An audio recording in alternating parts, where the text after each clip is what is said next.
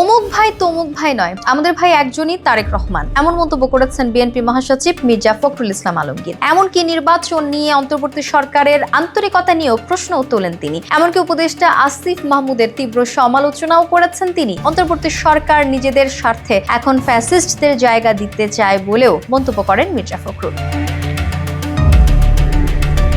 গত মাসে বিবিসি বাংলাকে দেয়া এক সাক্ষাৎকারে মির্জা ফখরুল বলেছিলেন, অন্তর্বর্তী সরকার নিরপেক্ষতা বজায় রাখতে না পারলে নির্বাচন আয়োজন করতে পারবে না তারা। তখন আরেকটি নিরপেক্ষ সরকারের প্রয়োজন হবে। কেন ওই বক্তব্য দিয়েছিলেন তা নিয়েও কথা বলেছেন বিএনপি মহাসচিব। তিনি বলেন, কেন তখন এ কথা বলেছিলাম তা এখন প্রমাণিত হচ্ছে।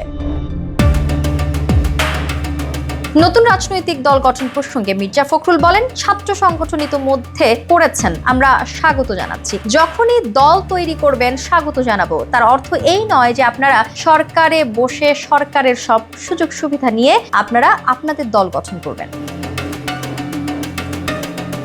নির্বাচন নিয়ে অন্তর্বর্তী সরকার আন্তরিক কিনা তা নিয়েও সন্দেহ প্রকাশ করেছেন ফখরুল। বলেন, এই সন্দেহ সৃষ্টি হওয়ার কারণ আছে। গতকাল স্থানীয় সরকার উপদেষ্টা বলেছেন, ফ্যাসিস্টদের লোকেরা যদি কেউ মাফ চেয়ে নির্বাচনে অংশ নিতে চায় তারা অংশ নিতে পারবে। নেতাকর্মীরা এমনটি মেনে নেবে কিনা এমন প্রশ্নও তোলেন তিনি। এ সময় উপস্থিত নেতাকর্মীরা না না না ধ্বনি তুলে প্রতিবাদ জানায়।